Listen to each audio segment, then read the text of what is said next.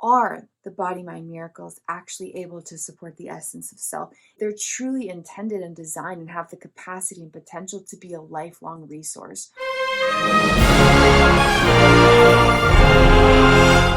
So when we are exploring how effectively body-mind miracles are supporting the essence of self as pure consciousness, we're going to explore 5 different elements of body-mind miracles that are affecting personal experience.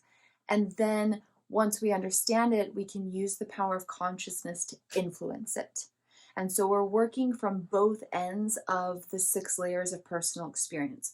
We're working from the finite end inward to understand what's happening within the structures of the body mind and the details of personal experience within and beyond awareness. And then once we understand it, then we come in from the other end of the other side of the 6 layers of personal experience. And then we use the power of consciousness to resculpt those body mind miracles to influence personal experience. And then we move forward with life and we continue to kind of assess and reevaluate. And so we're understanding things from this side, from the finite side, and then we're using power to evolve, transform, and expand it from the infinite side of self-essence, okay? So 5 different things we're going to look at here to explore and understand. Are the body-mind miracles actually able to support the essence of self?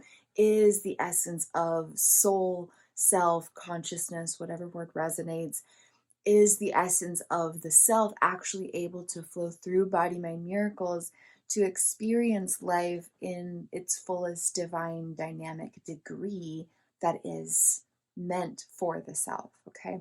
5 different things. One is implicit health. And so we're exploring mental, emotional, behavioral, action patterned, habitual, relational, and spiritual health. And we can explore surface observable clues and then trace them back to specific navigational patterns stemming from unconscious memories in relation with attachment needs. And these are all things that we can treasure map to kind of give us a visual of these ideas and really make sense of it in a fun way.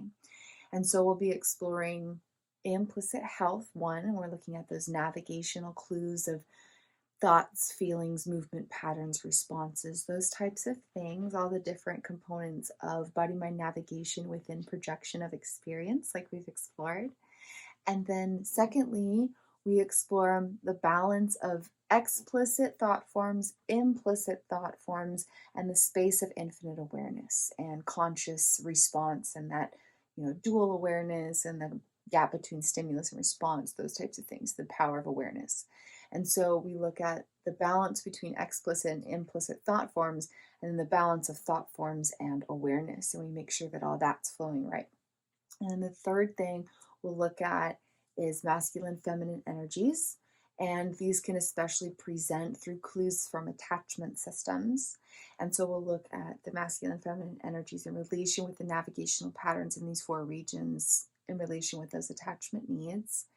And then we'll be looking at explicit and implicit self-sense, and especially within the application of experience. Okay, so like we talked about, there's the explicit, implicit self-sense, that sense of self, energetic sense of self, those 2 sides to the same coin that's always there, but then moment to moment, day by day, then there's kind of this fluctuation of the energetic application of that sense of self.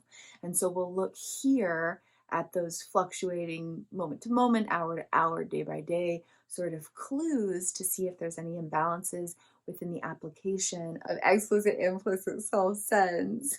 And that would be, that can be described as explicit, implicit self-energy, because it's not your actual sense of self, it's the sense of self within the application of shifting experiences. So you can describe that as explicit, implicit self-energy. And then we'll also look at explicit, implicit personal experience. And again, there's the explicit and implicit experience that's always kind of happening, but then there's also the fluctuation of focus. And there might be an emphasis on explicit and implicit personal experience. And so we'll look at the energies flowing there. So implicit health, especially the navigational patterns from unconscious memories, masculine, feminine energies, explicit, implicit thought forms, explicit, implicit self-sense and self-energy, and explicit and implicit elements of personal experience. And as we explore these 5 components, we'll be able to create treasure maps through the liberated consciousness diagram, so you can really simply understand these, complex concepts of consciousness and body-mind wiring and all this stuff in just a very concise and colorful, creative way.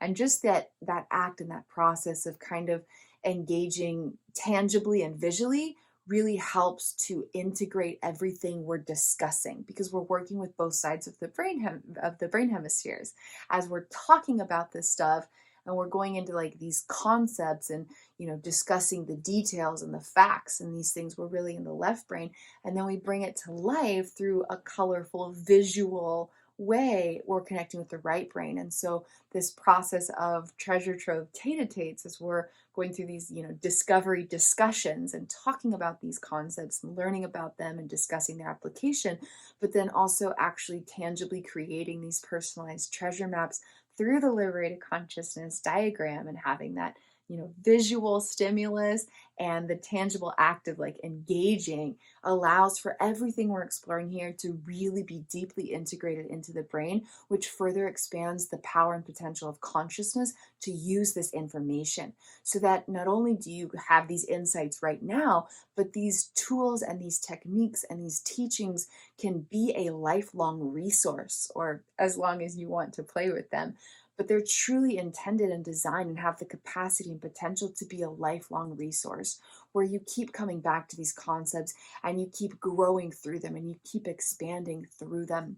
And when new life stuff comes up, you immediately have this tool to understand everything going on inside of you. You immediately have these dozens and dozens and dozens of practices that can help use this expanded awareness to expand the essence of consciousness and resculpt these body-mind miracles, so that the body-mind miracles further support consciousness. And it's just going to be like this amazing, amazing tool you can use moving forward. And so we're not just discussing these ideas and looking at a couple instances. We're diving deep into all the different corners, so that this can be a tool that you carry with you, and it can really serve you in the months and years and even decades to come.